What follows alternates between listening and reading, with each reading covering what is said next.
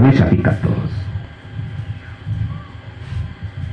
Il faut comprendre les gens, quand ils parlent des jours qui n'est pas vraiment exact au jour de la Bible, que ceux qui le font selon le jour du calendrier grégorien sont en train de dévier sur ces démoniaques, sont en train d'adorer un autre Dieu, sont en train de faire, comment dirais-je, que dirais-je encore, adorer un démon, etc., etc.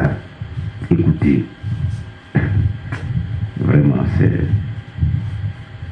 Souvent, nous regardons souvent, nous entendons souvent des choses qui nous étonnent souvent, et nous demandons souvent, est-ce que ces personnes, avant de venir parler, prennent la peine de mieux vraiment encore approfondir leurs recherches, approfondir leurs études, pour ne pas vraiment dire des choses qui vont vraiment à l'encontre de certaines vérités qui contredisent ce qu'ils disent.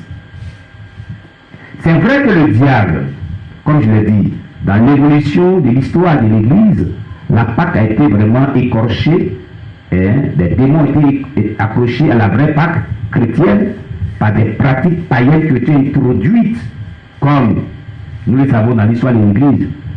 Les rituels, les rites païens et certaines pratiques démoniaques ont envoyé certains pères de la foi à dévier. Ça, c'est une vérité. Mais ce n'est pas tous qui ont dévié. Ce n'est pas tous qui ont été égarés. Alléluia. Que le nom de Dieu soit béni. Oh, j'ai déjà atteint 1h du temps. Je ne voulais pas faire plus que ça. Il a dit, dans Romains chapitre 14, faites accueil à celui qui est faible dans la foi et ne discutez pas sur les opinions. Vous voyez, Dieu même ne veut même pas que les chrétiens discutent sur les opinions. Voilà. Dieu ne veut pas de discussion sur les opinions. Tel croit pouvoir manger de tout, tel autre qui est faible ne mange que des légumes, que celui qui mange ne méprise point celui qui ne mange pas, et que celui qui ne mange pas ne juge point celui qui mange, car Dieu l'a accueilli. Vous comprenez? Qui es-tu, toi, qui juges un serviteur d'autrui? S'il se tient debout ou s'il tombe, cela regarde son maître. Mais s'il se tient debout,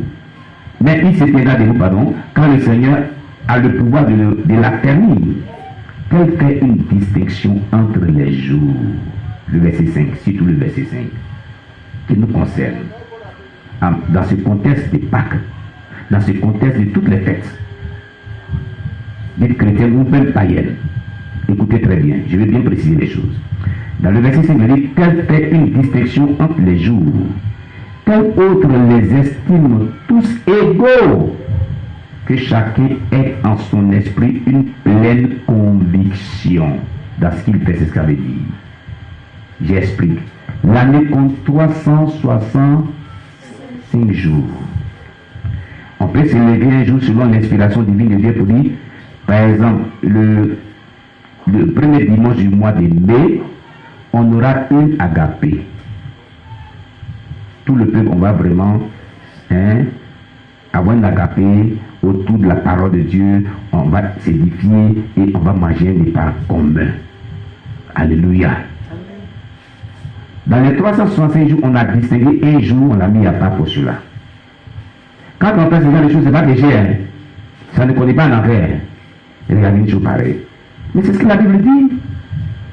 Le département des femmes, le département des jeunes gens de l'Église organise vraiment une agapée pour se retrouver et communier fraternellement ensemble.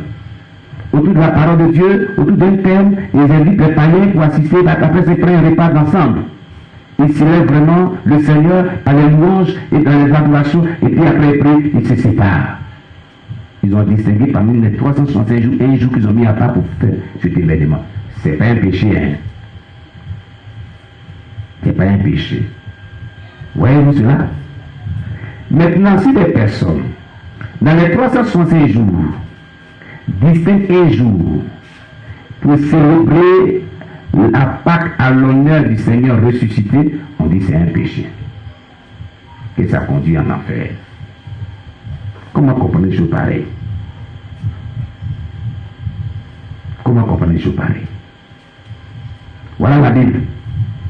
Voici les Saintes Écritures.